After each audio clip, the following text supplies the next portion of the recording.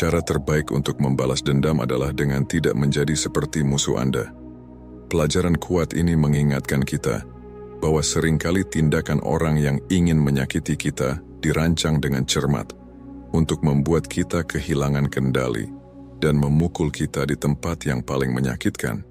Dalam video ini, kita akan membahas cara praktis untuk menanggapi orang yang menyakiti Anda berdasarkan prinsip-prinsip stoikisme. Bersiaplah untuk mengubah cara Anda menghadapi penghinaan dengan mengadopsi strategi yang efektif dan juga meningkatkan karakter Anda. Dengan mempraktikkan teknik-teknik ini, Anda tidak hanya membuat frustrasi mereka yang ingin menyakiti Anda, tetapi juga memperkuat diri Anda sendiri dengan setiap tantangan yang dihadapi.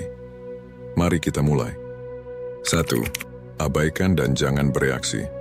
Salah satu cara paling kuat untuk menanggapi orang yang menyakiti Anda adalah dengan mengabaikan mereka dan tidak bereaksi. Ketika Anda memilih untuk tidak menanggapi provokasi dan penghinaan, Anda menunjukkan kendali emosional dan keunggulan moral yang bisa membingungkan penyerang.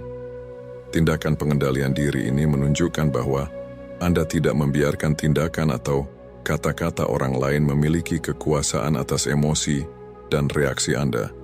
Mengabaikan seseorang yang telah menyakiti Anda adalah bentuk balas dendam yang efektif karena menghilangkan kepuasan dari orang tersebut untuk melihat bahwa mereka telah mempengaruhi Anda. Seringkali, orang yang menyakiti Anda mencari reaksi, berharap melihat dampak dari tindakan mereka. Dengan tidak bereaksi, Anda mengambil kekuatan itu dari mereka dan menjaga martabat Anda tetap utuh. Lebih dari itu, pendekatan ini sangat selaras dengan prinsip-prinsip stoikisme yang menekankan fokus pada apa yang ada dalam kendali kita dan melepaskan apa yang tidak. Anda tidak dapat mengendalikan perilaku orang lain, tetapi mengabaikan dan tidak bereaksi adalah cara untuk menegaskan kendali internal ini dan menjaga ketenangan pikiran Anda. Alih-alih terlibat dalam konfrontasi yang bisa meningkat dan menyebabkan lebih banyak rasa sakit, memilih untuk mengabaikan memungkinkan Anda untuk tetap fokus pada apa yang benar-benar penting, kesejahteraan dan pertumbuhan pribadi Anda. Tindakan tidak bereaksi ini bisa dianggap sebagai kemenangan tenang, di mana ketahanan dan kekuatan batin Anda lebih terlihat daripada kata-kata atau tindakan terburu-buru. 2. Tanggapi dengan kebaikan. Ini bisa menjadi salah satu cara paling efektif untuk menangani situasi. Menghadapi dengan kebaikan orang yang menyakiti Anda tidak hanya membingungkan penyerang tetapi juga mengurangi dampak penghinaan. Dengan menunjukkan kedewasaan emosional Anda bangkit di atas negativitas dan dendam, menunjukkan bahwa Anda tidak terpengaruh oleh emosi saat itu. Ketika Anda menanggapi dengan kebaikan, ini bisa membuat orang yang menyakiti Anda berpikir kembali. Reaksi yang diharapkan biasanya adalah kemarahan atau konfrontasi. Dan dengan menanggapi dengan kebaikan, Anda memutus siklus negatif tersebut. Sikap ini dapat membuat penyerang merenungkan tindakan mereka, dan dalam beberapa kasus, bahkan mempertimbangkan kembali perilaku mereka. Kebaikan juga memiliki efek positif pada diri Anda sendiri. Memilih untuk bersikap baik, bahkan di hadapan rasa sakit, mempromosikan rasa kedamaian batin dan rasa hormat terhadap diri sendiri. Anda menunjukkan kepada diri Anda sendiri bahwa Anda mampu mengendalikan reaksi Anda dan bertindak sesuai dengan nilai-nilai Anda, terlepas dari keadaan eksternal. Menanggapi dengan kebaikan tidak berarti membiarkan orang lain memperlakukan Anda dengan buruk. Itu adalah cara untuk menetapkan batasan yang tidak memperparah konflik. Anda dapat bersikap tegas dan baik hati pada saat yang sama, membuatnya jelas bahwa Anda tidak menoleransi ketidaksopanan tetapi memilih untuk tidak menanggapi dengan agresi. Pendekatan ini sejalan dengan prinsip-prinsip stoikisme yang menghargai, menjaga ketenangan dan rasionalitas dalam menghadapi kesulitan. Dengan menanggapi dengan kebaikan, Anda melatih kendali atas emosi dan tindakan Anda, yang merupakan pilar dari filsafat stoikisme. 3. Cari keadilan bukan dendam. Saat seseorang menyakiti Anda, reaksi alami mungkin adalah ingin membalas, tetapi cara yang lebih efektif dan konstruktif untuk merespons adalah mencari keadilan. Memilih untuk menyelesaikan situasi melalui cara-cara yang adil dan legal, daripada mengambil hukum ke tangan sendiri. Menunjukkan kedewasaan dan penghormatan terhadap aturan hukum. Mencari keadilan berarti mengandalkan otoritas yang kompeten, sistem hukum, atau prosedur institusional untuk menyelesaikan masalah. Ini bisa termasuk mengajukan keluhan resmi, mencari mediasi, atau berkonsultasi dengan pengacara tergantung pada tingkat keseriusan pelanggaran. Jalan ini tidak hanya menawarkan resolusi yang tidak memihak, tetapi juga melindungi Anda dari potensi konsekuensi negatif yang mungkin timbul dari balas dendam pribadi. Misalnya, jika Anda menjadi korban fitnah di tempat kerja, alih-alih menghadapi penyerang secara agresif, pendekatan yang lebih bijaksana adalah mendokumentasikan bukti dan membawa kasus tersebut ke sumber daya manusia atau bahkan sistem peradilan jika perlu. Ini tidak hanya menjaga integritas Anda, tetapi juga dapat menghasilkan konsekuensi yang sesuai bagi penyerang berdasarkan hukum dan kebijakan organisasi. Memilih keadilan daripada balas dendam sejalan dengan prinsip-prinsip Stoicism tentang rasionalitas dan pengendalian diri. Stoicism mengajarkan bahwa kita harus bertindak sesuai dengan akal sehat dan kebajikan daripada dipandu oleh emosi destruktif seperti kemarahan atau keinginan untuk membalas dendam. Mencari keadilan adalah tindakan disiplin dan kebijaksanaan. Berfokus pada menyelesaikan masalah dengan cara yang etis dan seimbang. Selain itu, dengan mencari keadilan, Anda mempromosikan lingkungan yang lebih adil dan aman untuk semua orang di sekitar Anda. Ketika individu tahu bahwa perilaku merugikan akan diperlakukan secara adil dan legal, ada kemungkinan yang lebih besar bahwa perilaku semacam itu akan dihindari di masa depan. 4. Tetapkan batas yang jelas. Mengkomunikasikan batas Anda dengan tegas menunjukkan bahwa Anda tidak menoleransi ketidaksopanan dan bahwa Anda menghargai kesejahteraan emosional Anda. Menetapkan dan mengekspresikan batasan ini adalah bentuk penghormatan terhadap diri sendiri dan cara efektif untuk melindungi diri Anda dari perilaku berbahaya. Ketika Anda menetapkan batasan, Anda memberitahu orang lain tentang apa yang dapat diterima dalam hubungan Anda. Ini membantu mencegah rasa sakit di masa depan dengan menjelaskan tindakan atau kata-kata apa yang tidak akan Anda toleransi. Misalnya, jika seseorang sering membuat komentar merendahkan tentang Anda, penting untuk mengatakan dengan tegas, "Saya tidak menerima Anda berbicara kepada saya dengan cara itu." Mengkomunikasikan batas Anda dengan tegas, namun sopan, tidak berarti menjadi kasar atau agresif. Anda bisa menjadi tegas tanpa kehilangan ketenangan atau kebaikan. Mengatakan, "Saya merasa tidak dihormati ketika Anda melakukan itu, dan saya perlu Anda berhenti," adalah contoh bagaimana Anda bisa menetapkan batasan dengan jelas dan langsung. Selain melindungi kesejahteraan Anda, menetapkan batasan yang jelas juga mengajarkan orang lain untuk menghormati Anda. Seringkali, orang menguji batas kita untuk melihat sejauh mana mereka bisa pergi. Dengan konsisten dan tegas dalam menegakkan batasan Anda menunjukkan bahwa Anda serius tentang bagaimana Anda ingin diperlakukan. Perspektif stoik juga bisa diterapkan di sini. Stoicism percaya akan pentingnya mempertahankan martabat dan ketenangan dalam menghadapi kesulitan. Menetapkan batasan adalah cara untuk menjaga martabat tersebut, karena Anda menjaga diri Anda sendiri dan tidak membiarkan orang lain mempengaruhi keadaan emosional Anda secara negatif. 5. Fokus pada solusi bukan masalah. Cara yang efektif untuk merespons orang yang menyakiti Anda adalah dengan fokus pada mencari solusi praktis daripada terus memikirkan apa yang telah terjadi. Dengan fokus pada solusi, Anda menghindari spiral negatif dari rasa dendam dan kemarahan. serta bekerja secara proaktif untuk menyelesaikan situasi dengan cara yang konstruktif. Jika seseorang menyakiti Anda, wajar merasa kesal dan ingin terus membicarakan masalah itu. Namun, terlalu banyak fokus pada masalah dapat memperburuk perasaan negatif dan mencegah kemajuan nyata. Sebaliknya, mencoba memahami akar masalah dan mencari cara untuk menyelesaikannya dapat mengubah situasi negatif menjadi peluang untuk pertumbuhan dan pembelajaran. Misalnya, jika seorang rekan kerja membuat komentar yang menyinggung, alih-alih bereaksi dengan marah atau terpaku pada apa yang dikatakan, Anda bisa menangani situasi dengan bertanya, apa yang bisa kita lakukan untuk memastikan ini tidak terjadi lagi? Atau, bagaimana kita bisa memperbaiki komunikasi kita untuk menghindari kesalahpahaman di masa depan? Pendekatan seperti ini tidak hanya menunjukkan kedewasaan dan pengendalian diri, tetapi juga menunjukkan bahwa Anda berkomitmen untuk menciptakan lingkungan yang lebih harmonis dan produktif. Sikap ini, yang fokus pada solusi, selaras dengan prinsip-prinsip Stoicism, yang menekankan pentingnya mengendalikan reaksi kita dan fokus pada apa yang dapat kita ubah.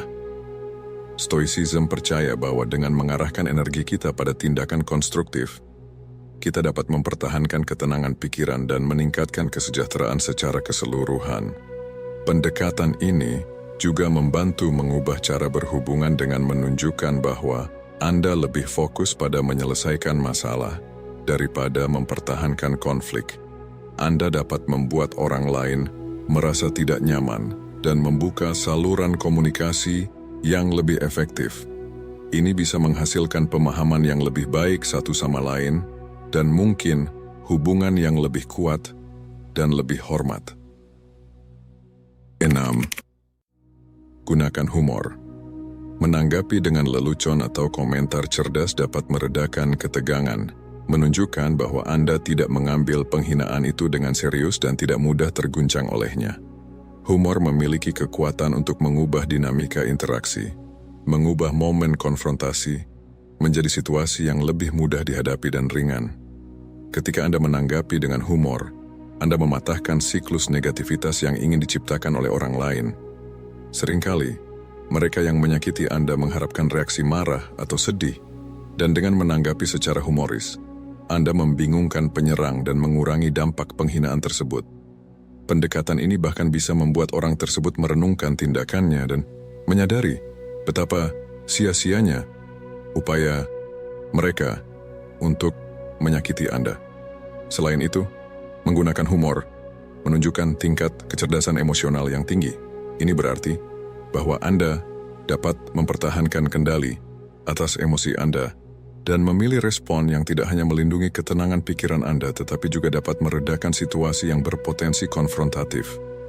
Humor dapat menjadi alat yang kuat untuk menetapkan batasan dengan cara yang ringan dan efektif, tanpa harus terlibat dalam konfrontasi langsung. Misalnya, jika seseorang membuat komentar yang tidak menyenangkan tentang Anda, respons humoris seperti, "Saya akan mencatat itu dan membahasnya dengan terapis saya di sesi berikutnya," dapat mengubah kritik menjadi momen tawa, menunjukkan bahwa Anda tidak mau mengambil penghinaan tersebut dengan serius.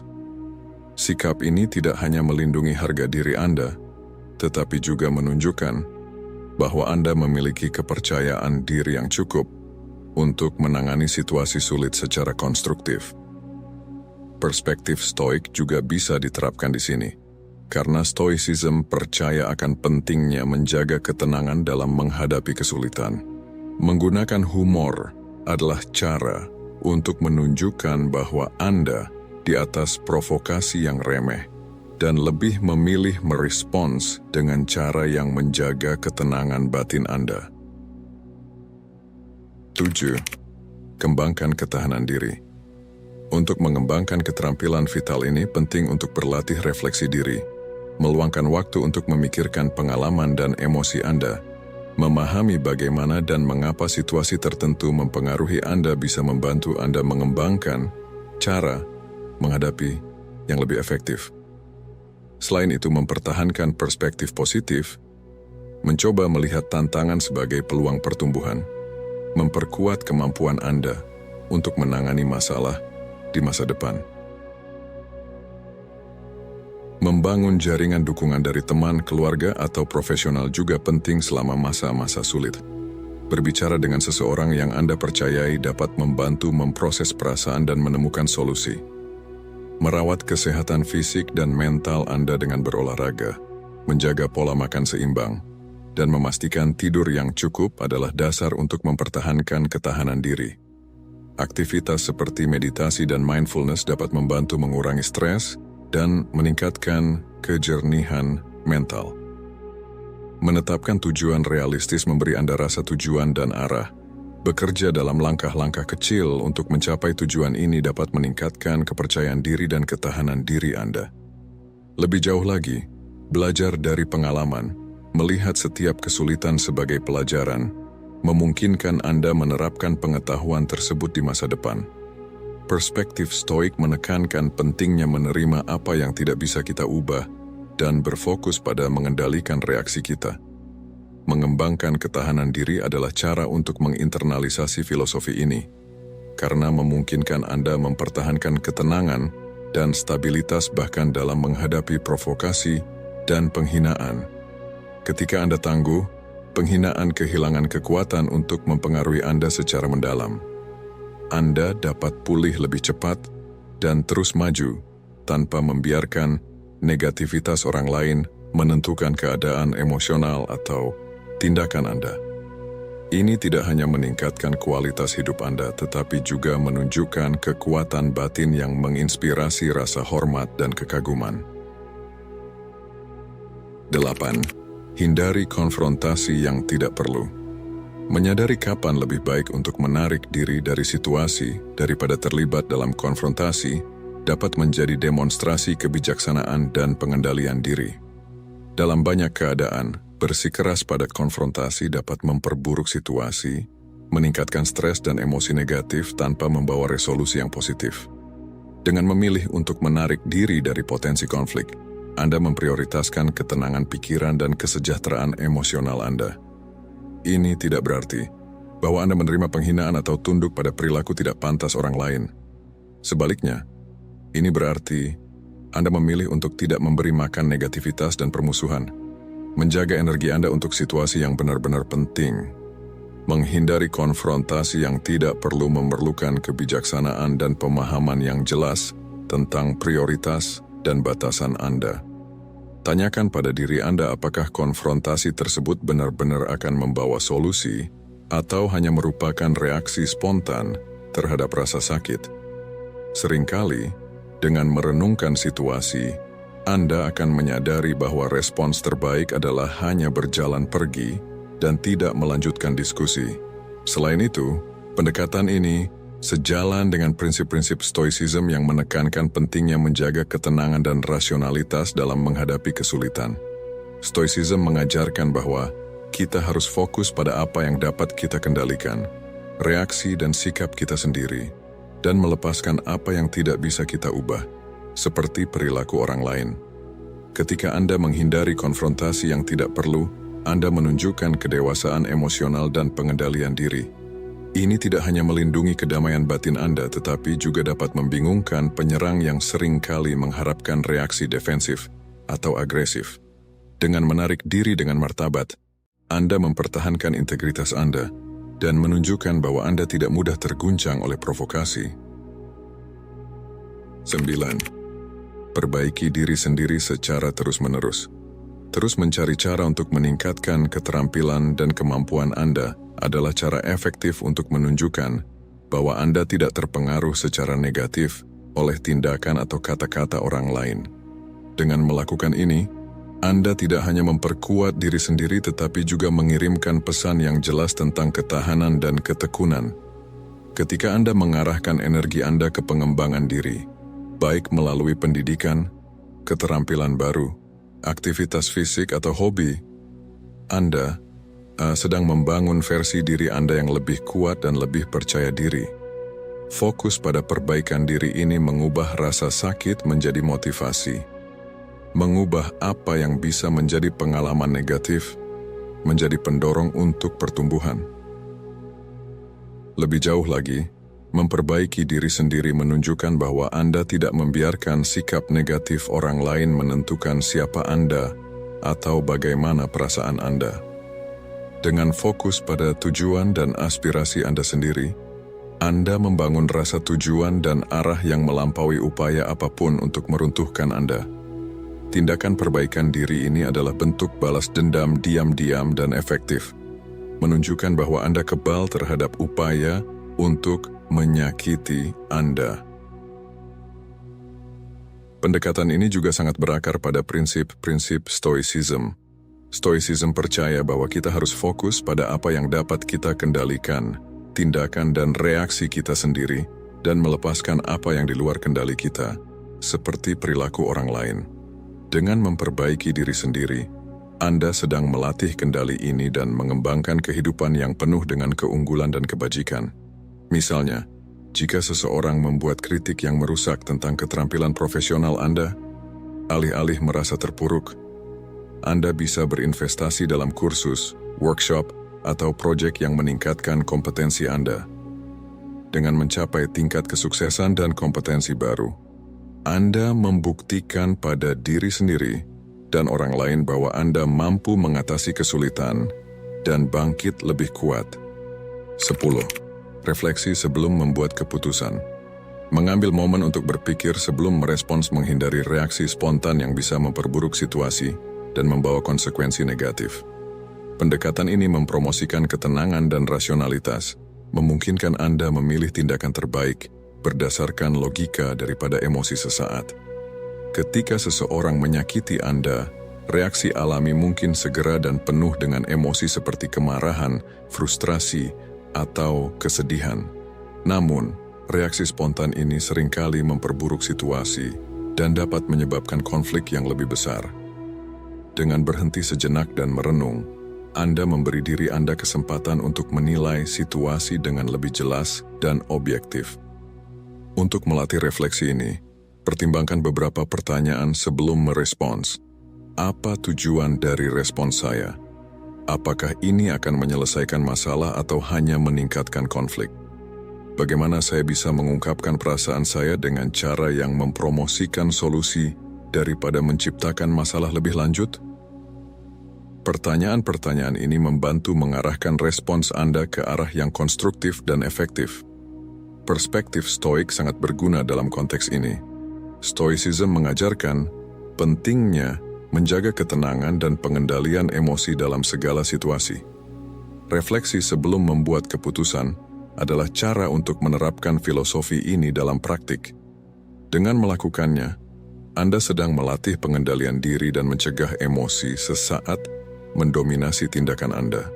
Misalnya, jika seseorang menghina Anda dalam momen kemarahan, alih-alih langsung merespons dengan serangan balik verbal, Anda bisa memilih untuk menarik napas dalam-dalam, memikirkan apa yang benar-benar ingin Anda komunikasikan, dan kemudian merespons dengan tenang dan tegas.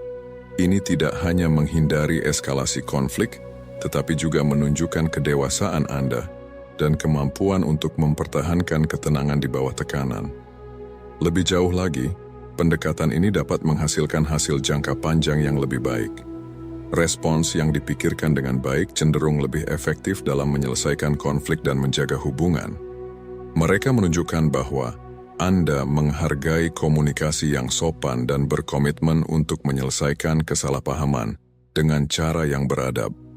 Semoga Anda menikmati video ini, dan jika Anda telah sampai di akhir, tulis kebijaksanaan berlapis baja di komentar. Jika Anda baru di saluran ini, silakan berlangganan. Sampai jumpa lagi.